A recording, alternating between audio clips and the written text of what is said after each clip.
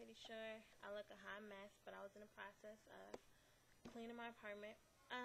Just got finished watching Robin Givens on Larry King. A couple days ago, I watched the whole Chris Brown and his mom and his lawyer on there, and we all know about the Chris Brown and Rihanna incident, which I'm not even here to really talk about that. What I wanted to speak on is violence against women, period, which is something that's been going on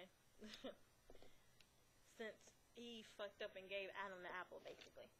And I feel like regardless of what she may have did to him to provoke him, he didn't have to take it that far. You know, how her face looked according to her being beat unconscious, and that's scary to me.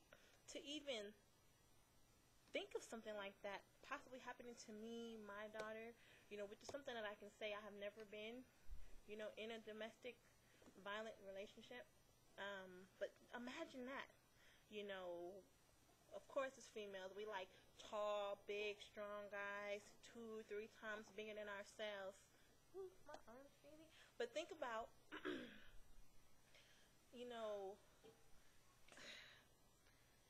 and the thing that bothers me the most is how women can sit here and post comments and blog and saying, oh, he's just a kid, and what did she do to provoke him? And this is a crime against women. Take the names off. Rihanna, Chris Brown. What is it? A man and a woman. And as women, we need to start sticking together, because how can you ever gain the confidence and the esteem to get out of an abusive relationship or abusive situation if your own female friend or your own mother or your own grandmother is trying to make you feel like it was your fault? Just like most rape cases, the main one saying, well, she shouldn't have dressed like that, is a woman. She looked like a prostitute or a streetwalker out. I don't know any designer that creates the outfit and says this is going to be specifically for the prostitutes and the strippers, and that's it. You have a right to wear what you want to wear. You have a right to walk up and down the street without being in fear of what someone else is going to do to you. And if someone else does decide to do something to you, that was their own choice. What about the million of people who was raped that was fully dressed? Had on long pants, long sleeve shirts, and a big coat, and they got raped. Was it still her fault? But she shouldn't have been walking down the street in the middle of the daytime, going to work, going to the bus stop. Women get kidnapped at the bus stop. Someone told me a story about when he was a kid. He's in his 50s right now. He said that he was riding along with two of the older, neighborhood men. They saw a girl at the bus stop. They offered to give her a ride. Once they got in the car, they beat her, took her to a secluded area, tied her up, and began to rape her constantly. She had just had a baby. She had stitches. She begged and screamed for them to stop. The little 13-year-old boy who told me this story as an adult, they had him, rape her. Now, he didn't tell me if he actually did it or not, but him telling me this is like, that really hurt me right there. Not only did she just have a baby, they busted her stitches open, beat her, and raped her, and laughed and joked about it like it was nothing. And she didn't tell anyone because of the fear of them killing her family, quote unquote. And I'm not even gonna lie, I've been in situations like that too, and I didn't tell anyone. And it makes me feel bad, and it makes me want to run out and call everybody in the police right now over things that are already said and done with. And then I feel like, well, it's too late now. I never really had a strong relationship with a woman growing up.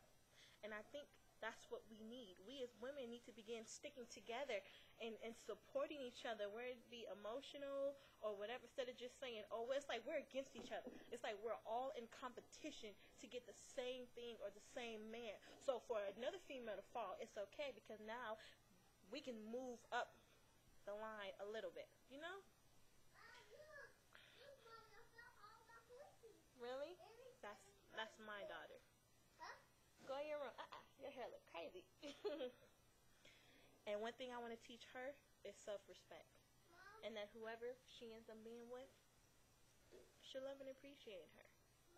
Yes. Thank you. I'm going to be finished in a second, okay? I'm going to be finished in a second, okay? I also have a son.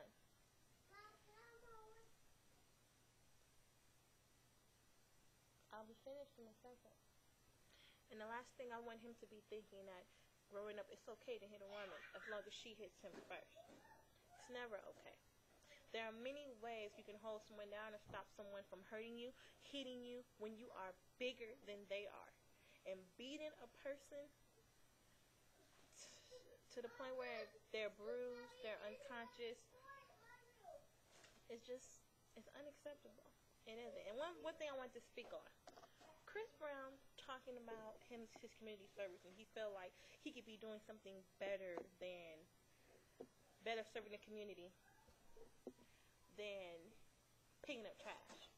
He could have been doing whatever he felt like he could be doing to better serve the community when he was doing what he was doing to get in trouble in the first place.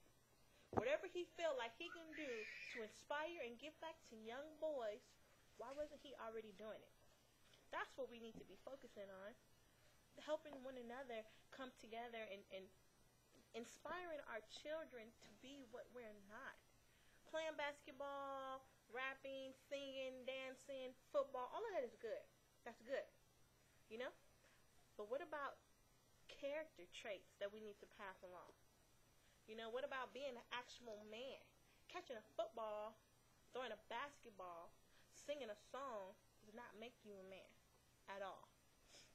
And then that whole Sean P. Diddy thing, talking about the situation, we wasn't in that car, we don't know what happened.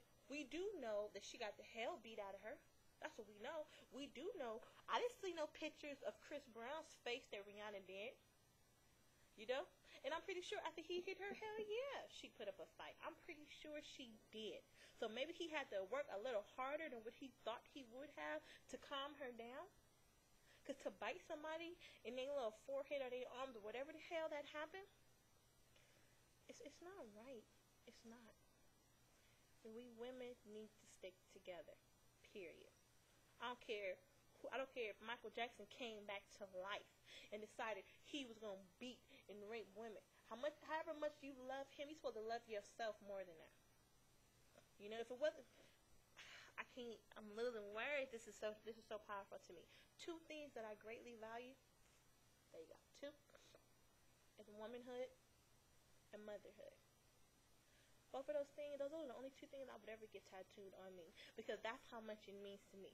Me being a woman and just watching what other women have went through, just watching history, just seeing how men treat us like we're nothing but sexual objects. We need to stick together. We really do. And that's what we need to start teaching our young girls growing up. Instead of do whatever by means to get whoever who got some money. You know, dress like a slut, get in a music video, but get some money. No.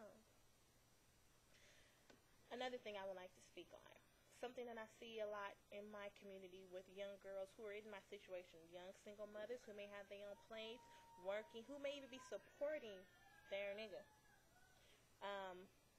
Why hate on the next one?